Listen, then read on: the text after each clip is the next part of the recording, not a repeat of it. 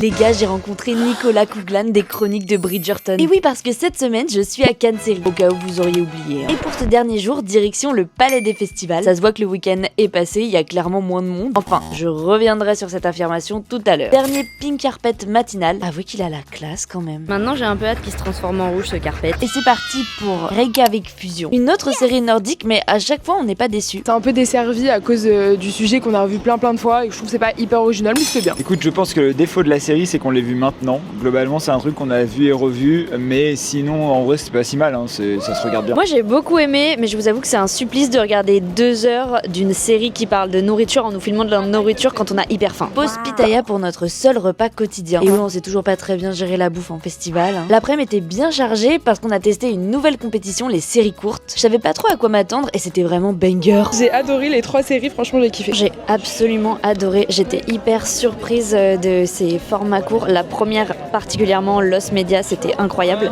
Et les autres aussi très chouettes. Enfin, je trouvais que cette compétition, elle était super intéressante. Elle nous propose de voir d'autres choses qu'on n'a pas l'habitude de voir. Mais the moment de la journée, c'était la rencontre avec Nicolas Couglan, qui est revenu sur sa carrière et ses combats. Et c'était génial. Elle a l'air si gentille, elle est drôle, elle est solaire. Bref, c'était une pépite. Elle était vraiment trop cool, cette rencontre. Mais c'est simple, j'ai adoré. Déjà les Bridgerton, je suis fan, mais là, c'était incroyable. Même si dans la queue, on s'est littéralement retrouvé devant des folles. Non mais vraiment, les gens, ils sont fous quand ils croisent des stars. On enchaîne direct avec le tout dernier Pink Carpet. Sniff. Et ce soir, c'est la Belgique qui est à l'honneur avec le premier épisode de 2 séries, The Big Fucked Up et Holy Shit. Mais avant, Nicolas a reçu le prix de l'engagement combiné. T'allais dire si c'était un vlog sur Nicolas Couglan.